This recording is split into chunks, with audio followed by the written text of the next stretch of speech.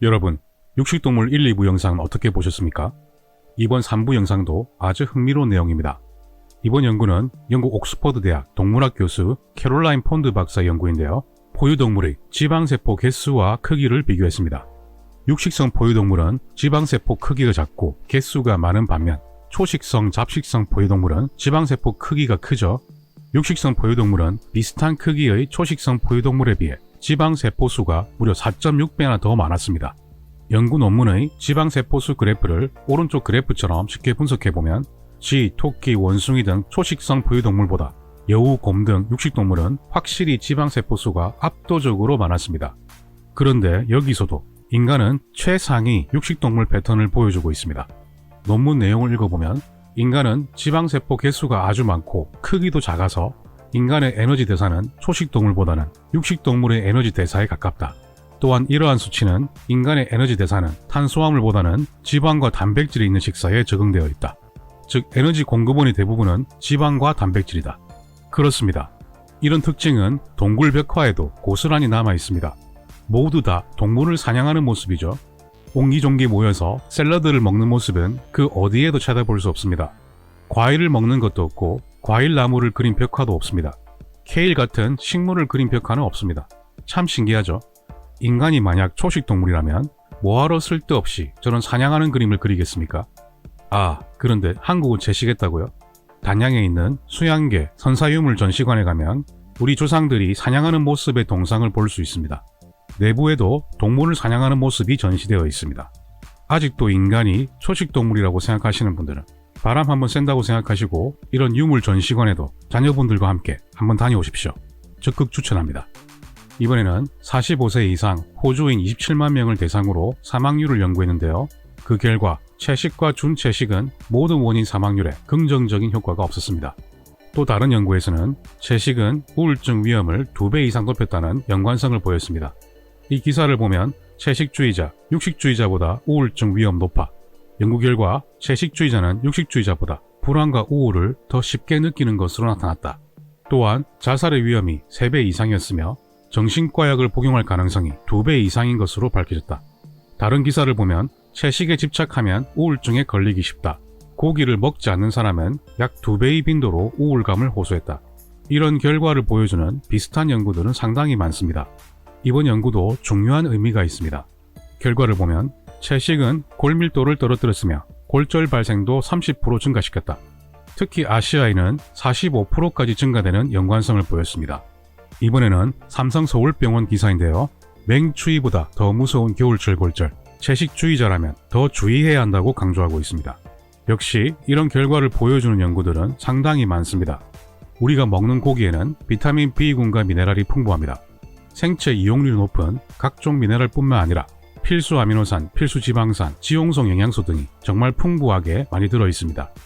여러분, 인간을 인간답게 만든 혁명적 사건이 뭔지 아십니까? 그렇습니다. 사냥의 시작입니다. 동물성 지방과 단백질 등 영양 밀도가 높은 음식을 먹게 되었다는 뜻입니다.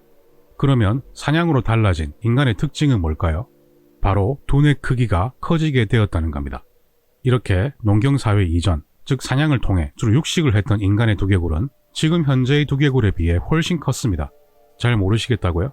이렇게 앞에서 보면 잘 보이십니까? 농경사회가 만든 뇌의 크기 변화가 이제 보이십니까? 우리가 무인도에 고립되었다고 가정해봅시다. 먹을 것을 찾아야 합니다. 숲에는 수많은 채소, 과일과 같은 식물들이 풍성하지만 99.9%는 인간이 먹을 수 없는 식물입니다. 왜 대부분의 식물은 우리가 먹을 수 없을까요? 그것은 바로 식물 독소 때문입니다. 식물을 먹을 수 있는 세균, 곰팡이, 곤충, 포식자 등으로부터 스스로를 보호하기 위해서 파이토케미칼이라는 식물 화학물질 혹은 2차 대사물질을 만들어냅니다. 이것이 바로 식물 독소입니다. 식물은 포식자로부터 도망을 갈 수도 없기 때문에 이런 방어 시스템을 잘 구축해야 합니다. 자신을 먹는 포식자들을 최대한 아프게 해야 스스로를 보호할 수 있겠죠. 식물은 먹히기 위해 존재하는 생물이 아니기 때문에 그렇습니다. 여러분 토마토 좋아하십니까? 토마토는 익을수록 독성이 감소하는 특징이 있습니다. 실제로 급식에서 제공된 토마토를 먹고 집단 식중독이 발생했는데요. 덜 익은 토마토에는 솔라닌이라는 열에 잘 파괴되지 않는 식물 독소가 있기 때문입니다. 이렇게 덜 익은 초록색을 띠는 토마토는 독성 물질이 함유되어 있어 먹지 않는 것이 좋습니다. 덜 익은 토마토를 먹고 전신마비가 된 사례도 있었습니다. 솔라닌은 감자의 녹색 부위에도 상당한 양이 들어있습니다. 솔라닌은 감자, 토마토 등 가짓과 작물이 자신을 보호하기 위해 만들어내는 천연 살충제입니다. 이번에도 비슷한 사례입니다. 미국에서는 그린 스무디 주스 해독이 상당한 인기를 끌었는데요. 정상 신기능을 가지고 있는 65세 여성의 사례입니다. 여러가지 녹색잎 채소와 과일 등을 넣어서 그린 스무디 주스를 섭취했는데요. 이런 채소와 과일에는 식물 독소 중 하나인 옥살산이 꽤 들어있습니다. 그런데 꽤 많은 양의 채소와 과일을 갈아서 이걸 스무디로 만들었으니까 주스에는 엄청난 양의 옥살산이 농축되었을 겁니다. 이걸 마신 여성은 급성 옥살산염 신증이 발생했고 결국 급성 심부전으로 진행되면서 사망했습니다. 식물과 과일을 갈아서 먹으면 상당한 양의 식물 독소를 같이 섭취하게 될 수 있다는 점을 반드시 기억해야 합니다. 따라서 채소와 과일을 드실 때에는 갈아서 드시지 않는 것이 좋습니다. 이번에는 2006년 일본에서 발생한 대형 사건인데요. 저녁 7시 황금 시간대에 방송하는 피칸바디라는 TV 프로그램에서 흰콩의 다이어트 효과를 소개했습니다. 흰콩에는 탄수화물 흡수를 억제하는 성분이 있기 때문에 이를 조리해서 먹으면 다이어트 효과를 낸다는 내용이었습니다.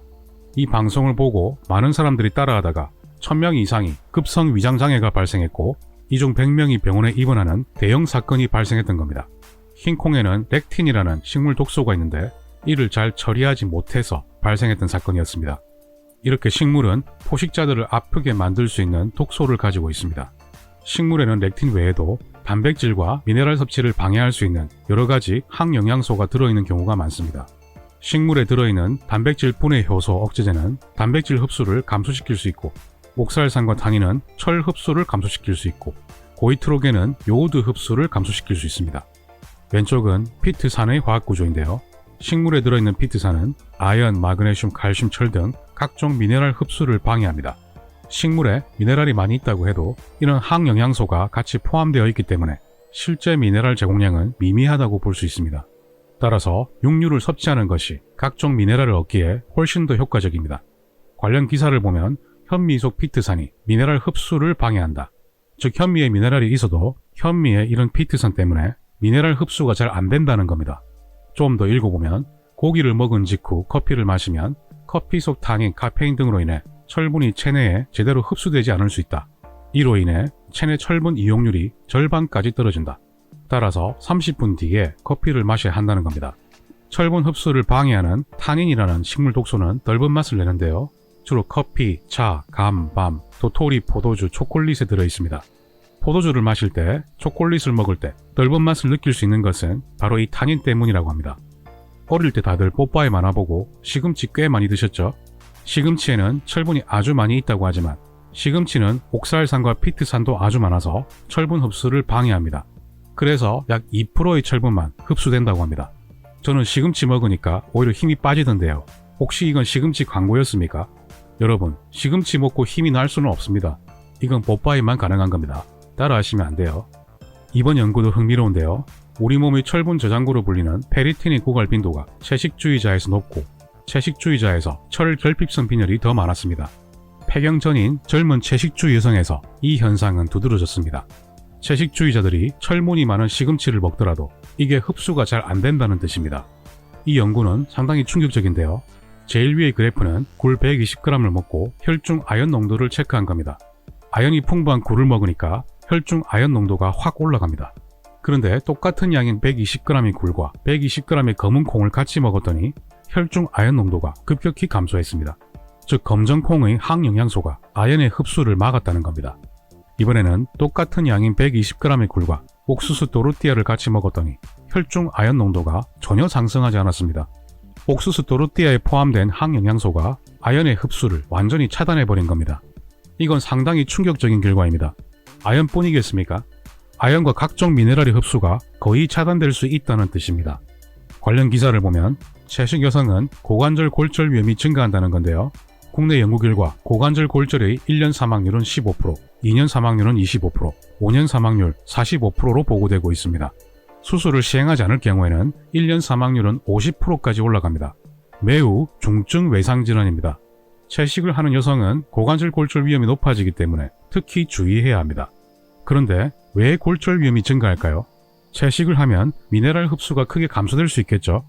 검은 콩, 옥수수 또르띠아의 파괴적인 미네랄 흡수 방해 현상을 기억해야 합니다. 식물의 항영양소 특징을 기억해야 합니다. 실제로 채식을 하는 아이들은 뼈 미네랄 함량이 약 5% 감소했고 키는 평균 3cm 적었습니다. 식물의 미네랄 흡수 방해 효과가 이런 결과를 초래했을 가능성이 높겠죠. 하지만 육류에는 옥살산, 피트산 등 항영양소가 없습니다. 따라서 육류에 포함된 미네랄은 흡수율이 좋고 생체 이용률 역시 효과적입니다.